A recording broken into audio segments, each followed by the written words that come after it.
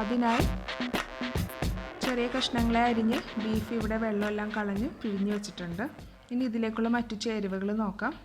3 carrot അതിൻ്റെ തൊലിയെല്ലാം കളഞ്ഞ് നീളത്തിൽ അരിഞ്ഞ് ഉപ്പിട്ട് വേവിച്ച് വെച്ചിട്ടുണ്ട്. 2 വലിയ പൊട്ടാറ്റോ ആണ് ഞാൻ എടുത്തേക്കുന്നത്. ഇതുപോലെ കട്ട് ചെയ്ത് ഉപ്പിട്ട് വേവിച്ച് വെച്ചിരിക്കുകയാണ്. ഇനി ഇതിലേക്കുള്ള മറ്റു ചേരുവകൾ എന്തൊക്കെയാണെന്ന് നോക്കാം. ഒരു വലിയ സവാളയാണ് ഞാൻ എടുത്തേക്കുന്നത്. അതിൻ്റെ പകുതി സവാള ബീഫ് വേവിക്കാൻ വേണ്ടിയാണ് ഞാൻ എടുക്കുന്നത്. അത് നീളത്തിൽ അരിഞ്ഞിട്ടുണ്ട്. പിന്നെ നടുവേ കീറിയ 4 പച്ചമുളക് എരിവിനനുസരിച്ച് നമുക്ക് ചേർത്ത് കൊടുക്കാം. ഇഞ്ചി ചെറിയ കഷ്ണങ്ങൾ അരിഞ്ഞത്. ഇനി ഇതിലേക്ക് ആവശ്യത്തിന് ഉപ്പ്.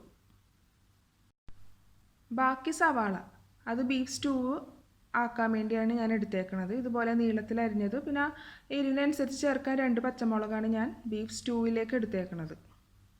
1/2 ടീസ്പൂൺ റവ എടുത്തിട്ടുണ്ട്. 4 ഏലക്ക, ഒരു വലിയ കഷ്ണം പട്ട ഞാൻ ഒടിച്ചിട്ടെന്നേ ഉള്ളൂ. ഇനി ഇതിലേക്ക് ഒരു 5-6 കുരുമുളക്, 1/2 ടീസ്പൂൺ ഗരം മസാല എടുത്തിട്ടുണ്ട്. പിന്നെ 2 ഏലക്ക. ഇനി സ്റ്റൂ ആക്കാൻ ഇതിലേക്ക് ആവശ്യത്തിന് നെയ്യ് വേണം, തേങ്ങാപ്പാൽ വേണം. അപ്പോൾ ഞാനിവിടെ ബീഫ് വേവിക്കാൻ ഇതിലേക്ക് ഉപ്പ്, സവാള, ഇഞ്ചി, പച്ചമുളക് എല്ലാം ചേർത്തിട്ടുണ്ട്. നമുക്ക് ബീഫ് വേവിക്കുമ്പോൾ ഒരിക്കലും നമുക്ക് വെള്ളം ചേർക്കേണ്ട ആവശ്യമില്ല. ബീഫിൽ നിന്ന് തന്നെ വെള്ളം ഇറങ്ങിത്തുടങ്ങും. അപ്പം നമുക്ക് ആദ്യം ഒന്ന് ബീഫ് വേവിച്ചെടുക്കാം.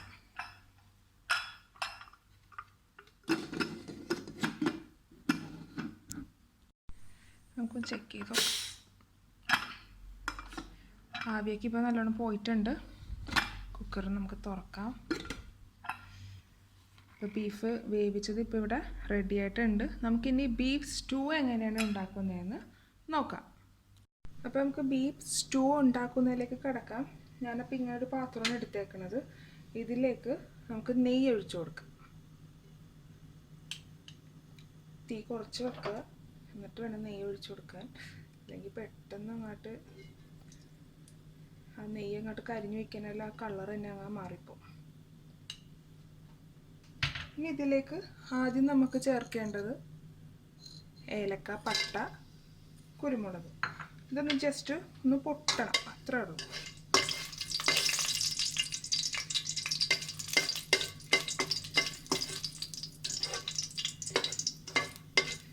ആ ഏലക്കൊന്ന് ജസ്റ്റ് ഇങ്ങനെ പൊട്ടി തുടങ്ങുന്നുണ്ട്. ഇങ്ങനെയുള്ള പണിയൊക്കെ ചെയ്യുമ്പോൾ കുറച്ച് സൂക്ഷിച്ച് ചെയ്യുക. കാര്യം നേരെ പൊട്ടി നമ്മുടെ മേത്തേക്കായിരിക്കും ചിലപ്പോൾ വീണ അതിൻ്റെ ആ എണ്ണയൊക്കെ, ആ നെയ്യ്. ഇത്രയും മതി. ഇനി ഇതിലേക്ക് അരിഞ്ഞു വെച്ചേക്കണ സവാളയും പച്ചമുളകും.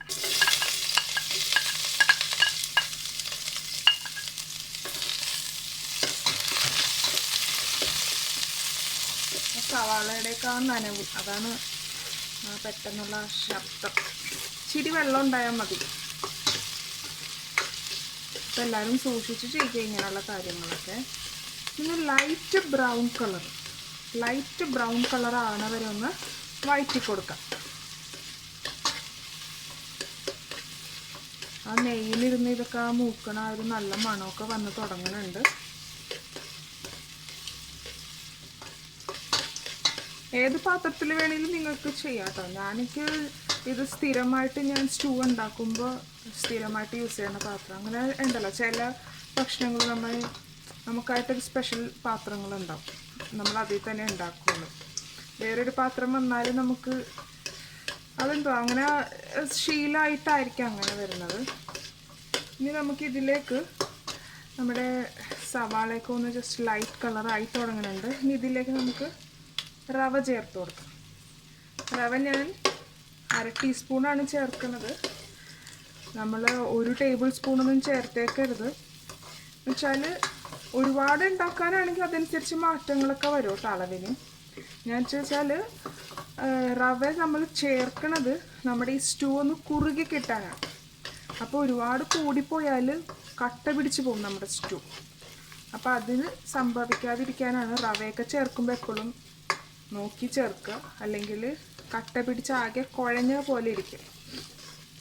ഇനിയിപ്പോൾ റവ ഇല്ലെങ്കിൽ റവക്ക് പകരം നമുക്ക് ഇതേ അളവിൽ നമ്മൾക്ക് മൈദ ചേർക്കാം.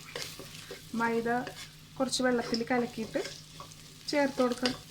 അങ്ങനെ വന്നാൽ നമുക്ക് ഈ സ്റ്റൂ കുറുകി കിട്ടും. ഇപ്പോൾ ആ റവയുടെയൊക്കെ ആ ഒരു സ്മെല്ല് ഇങ്ങനെ വന്ന് തുടങ്ങുന്നുണ്ട്.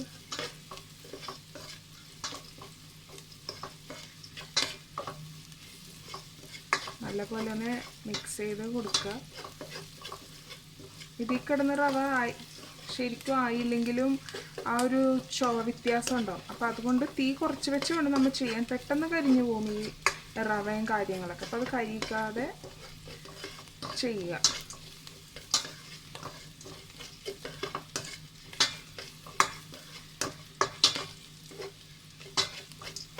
ഇനി ഇതിലേക്ക് നമുക്ക് തേങ്ങാപ്പാൽ ചേർക്കാം.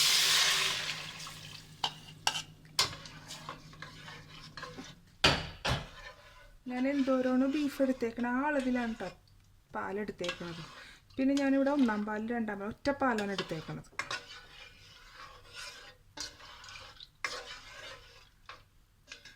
എല്ലാം ഒന്ന് ഇതിലേക്കൊന്ന് മിക്സ് ചെയ്തെടുക്കുക.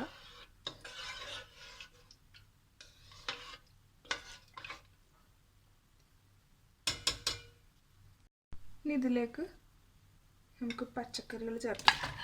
പൊട്ടാറ്റോ, ഇനി ഇതിലേക്ക് ക്യാരറ്റും ചേർക്കാം.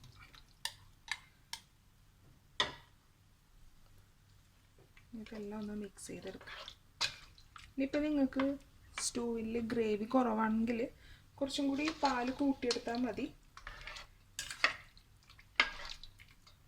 നമ്മളിതെല്ലാം ഉപ്പിട്ടാണ് വേവിച്ചേക്കുന്നത് എങ്കിലും നമ്മളുടെ ഈ ഗ്രേവിയിലേക്ക് ഉപ്പ് ഇറങ്ങിയിട്ടുണ്ടാവില്ല. നമുക്ക് ബീഫും കൂടി ചേർത്തതിന് ശേഷം ഉപ്പ് ആവശ്യമുണ്ടെങ്കിൽ നമുക്ക് ചേർത്ത് കൊടുക്കാം.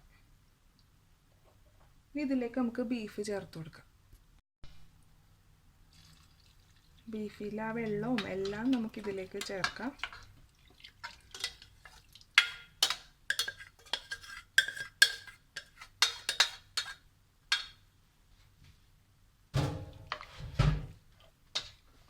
നല്ലപോലെ ഇതെല്ലാം ഒന്ന് മിക്സ് ചെയ്യുക.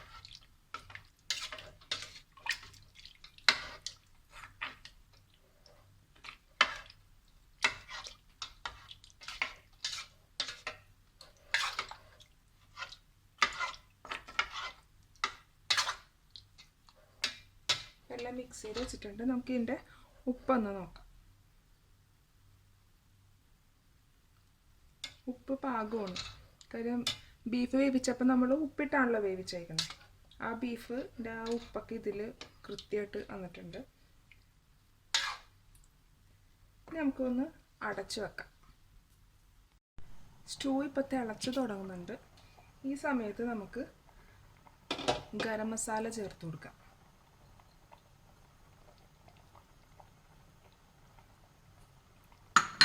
ഞാൻ നേരത്തെ 2 ഏലക്ക ഗരം മസാലയുടെ ഒപ്പം എടുത്തായിരുന്നു.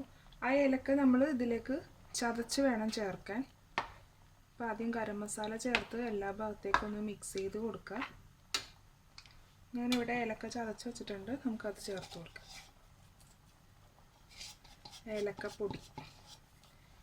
ഏലക്ക പൊടിച്ചത് ഇപ്പോൾ ചേർത്തു. ഇനി ഇതെല്ലാം ഒന്ന് മിക്സ് ചെയ്തെടുക്കുക. ഇപ്പം നമ്മുടെ സ്റ്റൂ ഇപ്പോൾ റെഡി ആയിക്കൊണ്ടിരിക്കുന്നതാണ്. ഇനി ഇതിലേക്ക് ലാസ്റ്റ് നമുക്ക് ചേർക്കാനുള്ളത് ഉണക്കമുന്തിരിയും കാഷ്യൂനട്ടുമാണ്.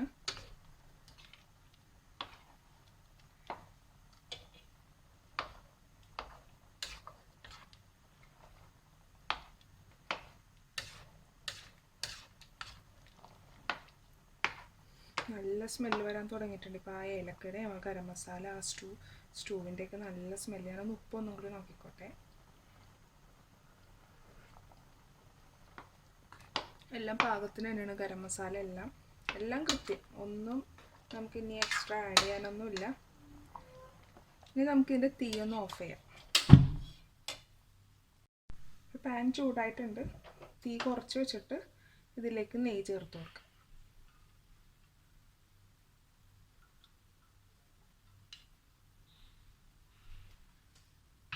ഞാനിത് ലാസ്റ്റാണ് ഇങ്ങനെ ചെയ്ത് ചേർക്കുന്നത്.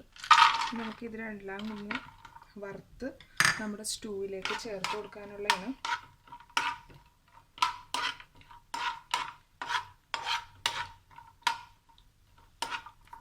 ബീഫ് സ്റ്റൂ ഇപ്പോൾ ഇവിടെ റെഡി ആയിട്ടുണ്ട്. ഇത് വെള്ളയപ്പത്തിൻ്റെ ഒപ്പം ബ്രെഡിൻ്റെയൊക്കെ ഒപ്പം നല്ല സൂപ്പർ ടേസ്റ്റാണ്. ഇതെല്ലാവരും ട്രൈ ചെയ്ത് നോക്കണം. ഞാൻ സ്റ്റൂ ഉണ്ടാക്കിയതിന് ശേഷം ലാസ്റ്റ് 1 ടേബിൾ സ്പൂൺ നെയ്യ് കൂടി ഞാൻ അഡീഷണലായിട്ട് ചേർക്കാറുണ്ട്. ഒരു പ്രത്യേക മണവും പ്രത്യേക ടേസ്റ്റുമാണ്. അപ്പോൾ ഇതെല്ലാവരും ട്രൈ ചെയ്ത് നോക്കുക. Thanks for watching my video. Hope you enjoyed it. Please subscribe my channel, follow and share my social network.